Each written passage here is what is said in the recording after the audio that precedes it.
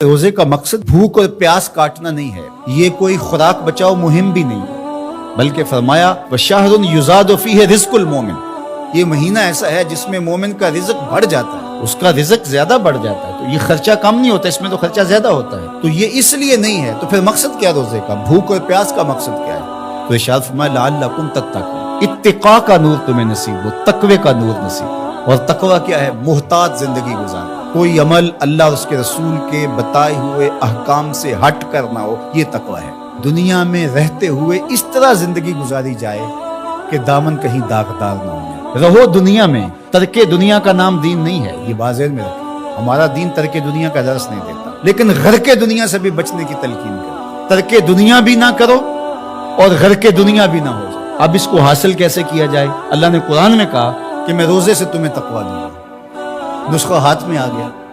अब सवाल यह है कि रोजे से तकवा कैसे मिलता है? सही हदीस में है, बुखारी है, इज़ा जाअ रमज़ान सुलसिलतिश शयातीन, जब माह सियाम रमज़ानुल मुबारक आता है तो शयातीन जकड़ दिए जाते हैं। शयातीन जकड़ दिए गए, तभी तो मसाजिद के दरवाजे खुल गए, तभी तो नमाज का रुझान पैदा हुआ, सदका और खैरात के लिए लोगों के दिलों के अंदर मजीद नरमी पैदा हुई। जो 5 नमाजें भी नहीं पढ़ते थे, तरावी के लिए भी खड़े नजर आते हैं। क्यों? शैतान बंद गया। लेकिन कम तोला जा रहा है, कम नापा जा रहा है, झूठ बोला जा रहा है। ये क्यों? नफ्स मौजूद है। नेकी का माहौल इसलिए पैदा हुआ कि शैतान बंद गया।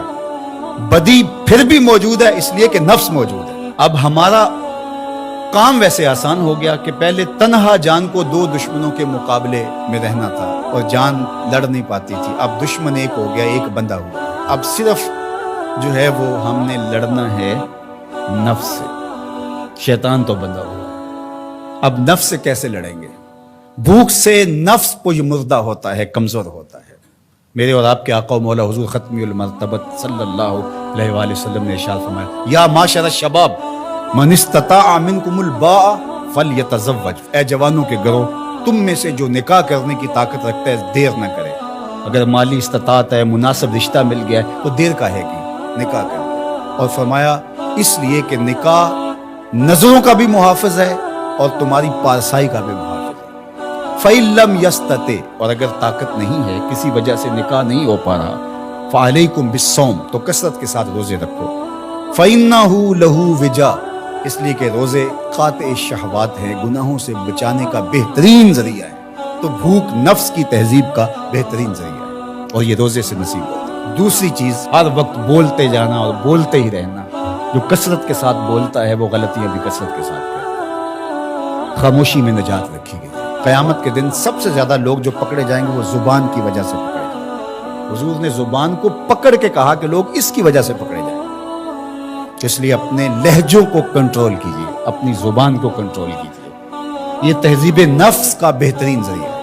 और तीसरी बात, अल आफियत फिल उज़ला, आफियत तो उज़लत में, तन्हाई में। लोगों में जाना, लोगों से मेल मिलाप और इख्तिलात जितना ज्यादा होगा उतनी ज्यादा आजमाइश होगी। इसलिए जहां तक मुमकिन हो दीनी जरूरत के लिए आपको जाना पड़ता है, जरूर लोगों से रब्त रखें, लेकिन रब्त पूरा पूरा रखें, लेकिन रब्त भी अच्छे लोगों के साथ रखें। फरमाया तुम्हारा खाना मुत्तकी के अलावा ना खाए करो, यानी जिसकी तुम दावत करो वो मुत्तकी हो, परहेजगार। अच्छे लोगों के साथ रब्त रखो। नेक लोगों की सोबत में बैठोगे नेकी मिलेगी, बुरे लोगों की सोबत के साथ बैठोगे तो बुराई मिलेगी। तो आइए मैं और आप रोजे को उसके आदाब की रियायत के साथ रखने का अज़्म करें।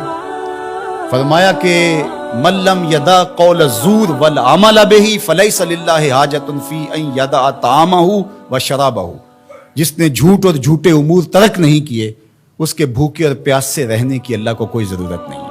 उसकी मर्जी क्या है कि रोजा तुम्हारे नफ्स की तहजीब का जामिन बन जाए, तुम्हारे बातिन की सुथराई का जरिया बन जाए। तो इसलिए ये नहीं कि माह सियाम आया और चला गया, किसी की जिंदगी में 40 रमजान गुजर गए, किसी की जिंदगी में 50 रमजानुल मुबारक गुजर गए, लेकिन जहां खड़ा था वहीं खड़ा रहा और पूरा महीना रोजे रखे, तरावी पढ़ी, लेकिन अंदर की तरफ तवज्जो ही न दी। रमजान के बाद जहां खड़ा था फिर वहीं खड़ा हो